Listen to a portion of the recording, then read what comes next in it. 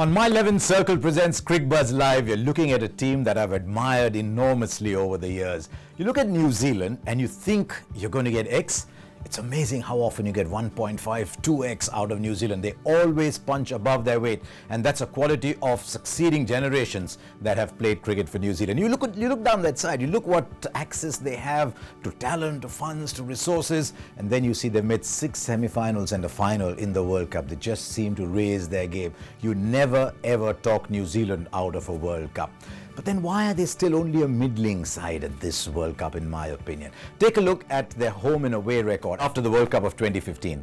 At home, they are excellent, like so many other sides.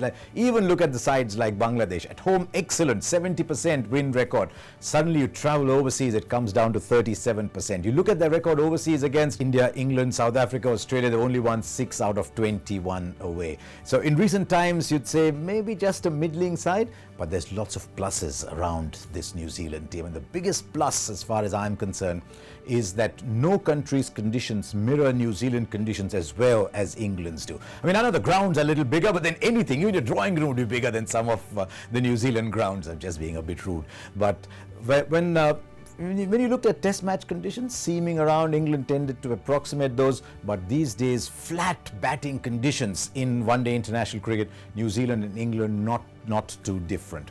Why am I a little more bullish about New Zealand? You look down their batting lineup, I think they've got a very good pair of openers for these flat conditions. I know they've used Nicholls in the past, but I'd be surprised if they don't go back to Colin Munro to accompany Martin Guptill.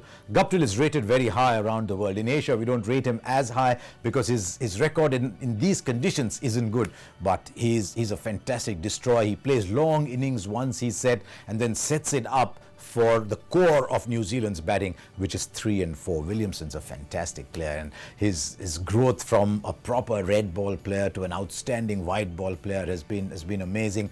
And Ross Taylor's second wind in the last 4 years is a very big part of why New Zealand are looking strong. He's a quality player. He just lost his way sort of, around 13, 14 maybe. But since the 2015 World Cup, he averages 68. And these two just love playing in England. Williamson and Taylor average about 90 batting together in England. They've got a double century partnership as well. And that number 4, I think, is going to be such a big part. We always talk about the top 3, but that number 4 is going to be big. And between them, between Guptill, Williamson and Ross Taylor, they've made 22 out of the 28 hundreds. They made 47% of the runs. They are the big engine room, though I won't be surprised if Colin Munro has a big part to play.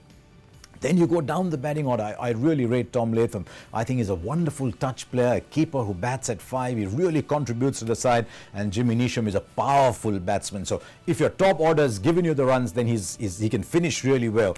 Now then, how do they play 7, 8, 9, 10, 11? It will be very tempting for them to say, we'll put in Colin de Grandhomme at 7, Mitch Santner at 8, and you've got a really solid batting bowling core at 6, 7, 8, starting the batting all-rounder, ending with the bowling all-rounder. I'm not sure they might go that way because Santner is perfectly capable of batting at 7, at Southey at 8, because you want to have enough bowling in your side, and then maybe they could look at Trent Boult, Lockie Ferguson, Ish Sodhi. If they think the conditions don't merit playing a second spinner, then they can play Colin de Grandhomme, and then you bat really deep with Southey coming at 9. So they've got a lot of options. With Munro, they get another bowling option.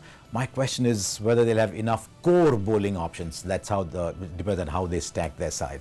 New Zealand will always field well. Remember, they're always a very athletic side. They play very well together. There's no big superstars down that line. And if Trent Boult bowls as well as he did in 2015, he's a quality bowler among the best in the world, then they're getting the breakthroughs too. So I'm betting New Zealand to do pretty well. Maybe New Zealand and South Africa in contention for that last semi-final slot, because I think India, England and Australia are pretty much favourites to get there. But New Zealand at a World Cup, if you think they're going to do X, always assume they will do 1.5X.